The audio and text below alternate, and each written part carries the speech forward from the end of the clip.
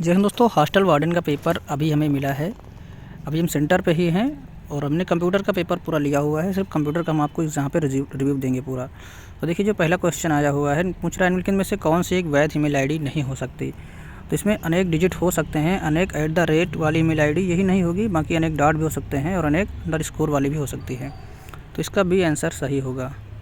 उसके बाद पूछ रहा है, एक प्रिंटर जैसे कि हार्डवेयर संसाधनों को साझा करने हेतु स्विच और वायर केबल के माध्यम से एक कंप्यूटर लैब में अनेक कंप्यूटर को जोड़ने के लिए निम्नलिखित में से किस प्रकार के नेटवर्क तैयार किया जाता है। तो यहाँ पे जो होगा वो होगा लैन। कंप्यूटर प्रणाली में राउटर क्या है? राउटर यहाँ पे एक नेटवर्किंग डिवाइस है, जो कि बी ऑप्शन इसका सही होगा। निम्नलिखित में से कौन सा क्लाउड कंप्यूटिंग का लाभ नहीं है? क्लाउड कंप्यूटिंग का मतलब होता है इंटरनेट के जरिए आप कहीं भी कोई भी डेटा आप एक्सेस कर सकते हैं। तो यहाँ पे जो होगा कहीं से और हर जगह से रियल टाइम अभिगम्यता, ये सही है।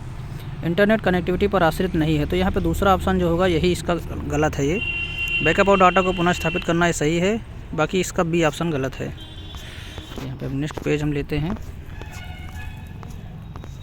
नेक्स्ट है, निम्नलिखित में से कौन सा अधिनियम भारत में ई गवर्नेंस के लिए आरंभिक विधिक ढांचा उपलब्ध कराता है?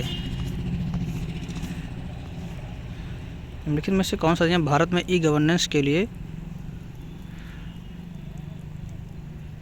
इंग्लिश में जरा देख लें, provide the legal framework for e governance in India. तो ये हो जाएगा IT एक्ट 2000। निम्नलिखित में से कौन सा एक एंटीवायरस सॉफ्टवेयर ब्रांड का लोकप्रिय उदाहरण नहीं है? तो एंटीवायरस का यहाँ पे टैली है, यही नहीं है। बाकी मैकेफी और कैस्परस्काई और नॉर्टन ये सभी हैं। ठीक है। आजकल की कंप्यूटर भाषा में AI का क्या मतलब है? AI का मतलब होता है आर्टिफिशियल इंटेलिजेंस। तो इसका ए ऑप्शन सही है।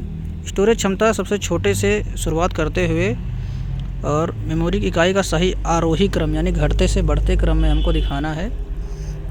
तो सबसे छोटा यहाँ पे KB होता है, KB, MB, GB। तो डी ऑप्शन इसका सही हो जाएगा। उसके बाद देखते हैं, निम्नलिखित में से कौन सा ऑपरेटिंग सिस्टम का एक लोकप्रिय उदाहरण है?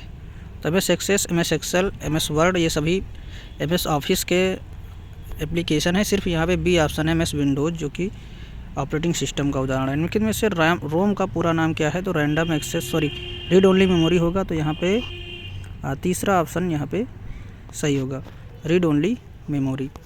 उसके बाद निम्नलिखित में से कौन सा एक इनपुट डिवाइस नहीं है, यानी कि आउटपुट डिवाइस पूछा गया था। लाइट पेन इनपुट डिवाइस है, स्कैनर भी है, माइक भी है। तो सिर्फ प्लाटर बच रहा है। प्लाटर हमारा आउटपुट डिवाइस होगा। फिर एक प्रकार का मॉलवेयर है जिसे हम सामान्यतः एक वैध और उपयोगी ऐप के रूप में स्मार्टफोन पर डाउनलोड करते हैं।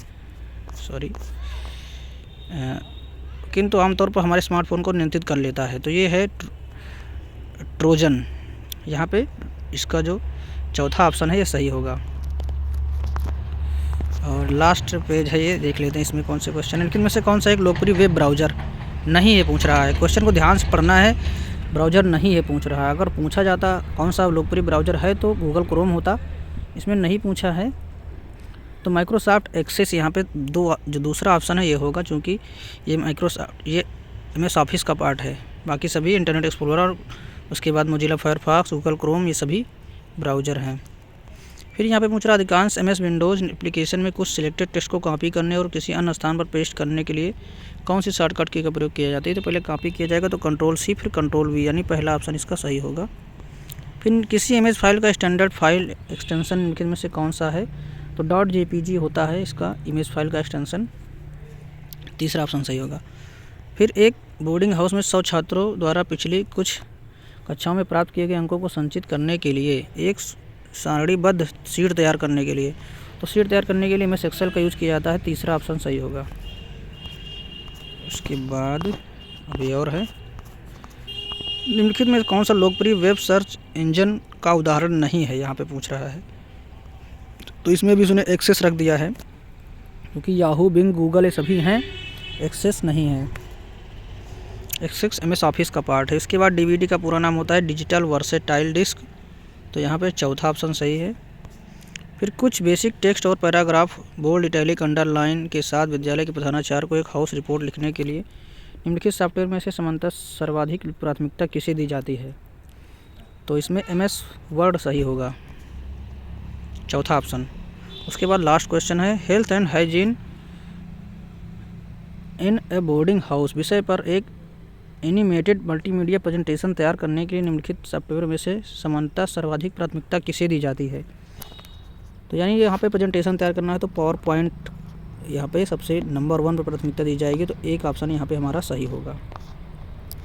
तो दोस्तों यहाँ पे हमने कोशिश की है, सारे 20 क्वेश्चन थे यहाँ पे, सभी क्वेश्चन को आपको सही से बताने की। फिर भी अगर कहीं पे कोई त्रुटि होती है तो उसके लिए आप कमेंट बॉक्स में कमेंट करिएगा, उसका जो हम जवाब बाद में किसी नेक्स्ट वीडियो में दे देंगे। मिलते हैं नेक्स्ट वीडियो में।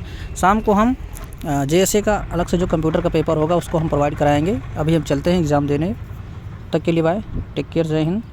वीडियो अच्छा लगा तो लाइक करिए और चैनल पर नए सब्सक्राइब नहीं किया तो ज़रूर कर लीजिए।